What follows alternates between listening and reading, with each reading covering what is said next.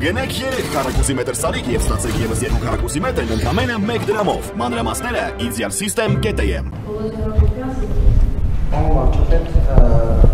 Հարցը ուղղում եմ նորից trip-ի հետ կապված եւ ընդհանրապես Միացյալ Նահանգների հետ երկկողմ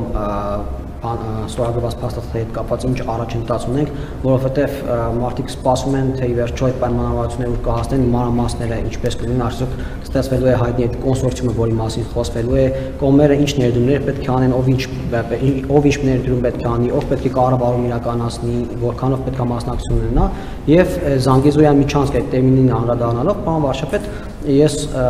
օգոստոսի 28-ին Ալիևը հարցազրույց էր տվել արաբական լրատվամիջոցներից մեկին եւ ամբողջությամբ անվանելով Զանգեզուրի միջանցք trip ճանապարհը նկարագրում էր Հայաստանի իրավազորության ներքո անցնող ճանապարհը, որտեղ նշում էր, որ դա Հայաստանի տարածքն է, որ Հայաստանը այնտեղից գումարներ է ստանալու եւ այլն, ու արդյոք մենք եթե այսքան շատ կենտրոնանում ենք նաեւ ամենաբարձր մակարդակով անդրադառնում ենք անընդհատ այդ Զանգեզուրյան միջանցք տերմինին, այսպիսով մենք ավելի խոցելի չենք դարձնում մեզ եւ Ադրբեջանի հասկանալով, որ այդ տերմինը մեր մոտ ինչ-որ խոցելիություն է առաջացնում, ավելի չի շահարկի, ավելի նպատակահարմար չէ գտնում ընդհանրապես հատկապես բարձր մակարդակով չանդրադառնալ այդ թեմային։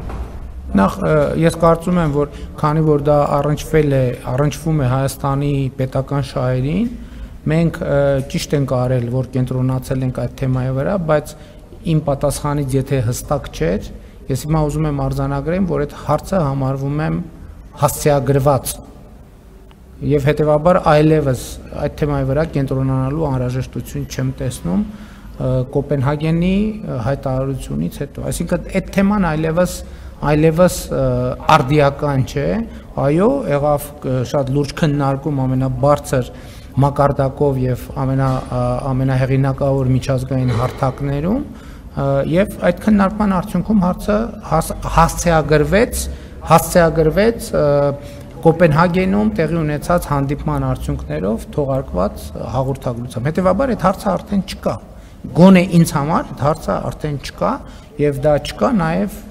տեքստային մակարդակով, քաղաքական մակարդակով, հետեւաբար դա արդեն բոլորովին ուրիշ հարցության հարց է եւ ամբողջությամբ տեղավորվում է այն տրամաբանության մեջ, որ տրամաբանության մասին ես խոսել եմ ազգային ժողովում Կոպենհագենից առաջ, բայց Կոպենհագենից հետո արդեն ասացի, որ տեքստը կա եւ այդ հաղորդակցության ընթացքում շատ նրբություններ, ինչպես արձանագրված է հաղորդագրության մեջ, պարզաբանված են։ Հետևաբար այդ ինչպես դուք նշեցիք, այդ կենտրոնացումը այլևս չկա, գոյություն չունի այդ կենտրոնացումը դրա օբյեկտիվ հիմքերի բացակայության պատճառով, որովհետեւ ուրիշ բան է, որ կան օբյեկտիվ հիմքեր, թե չկան օբյեկտիվ հիմքեր։ Ես համարում եմ, որ այդ հարցի վրա կենտրոնանալու օբյեկտիվ հիմքեր այլևս գոյություն չունեն։ Ինչ վերաբերվում է Միացյալ Նահանգների հետ trip ուղի նախագծի շուրջ աշխատանքներին, ես էլի կարծեմ երեկվա իմ ելույթում էր, ընդհանրապես նախագծերի իրականացման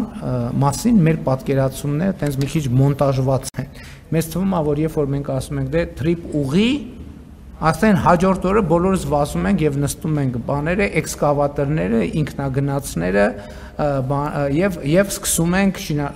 դա process է, ցանկացած շինարարություն, ցանկացած նախագծի իրականացում եւ սա էլ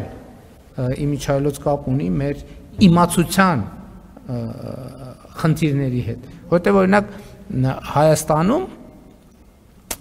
բնակելի տների շատ մեծ մասը սկզբունքով է կառուցվել, բայց տուն չսարքենք մի հատ, բայց սարքենք, ուրա, բա լապատկեն, քարը, ցեխը, դավայ բերեք, ու սկսեցինք, մեր տունն էլ է տենց կառուցվել, մեր հարևանների տունն էլ է տենց կառուցվել, համոզված եմ շատերի ծանոթ, բայց մենք պետք է փոխենք, ոչ, սկզբից դա պետք է շատ մանրամասն նախագծվի, եւ այլն, եւ հաշվարկներ արվի, հետո դրանից է, որովհետեւ պարզվում է քարը ավելացավ, ցեմենտը պակասեց, պատուհանները չգիտեմ, հետո ստիպված են կլնում նոր շուշաբանդներ եւ այլն։ Հիմա մենք աշխատում ենք բովանդակային տեքստի վրա, նախագծի բովանդակության գեներացման վրա։ Մենք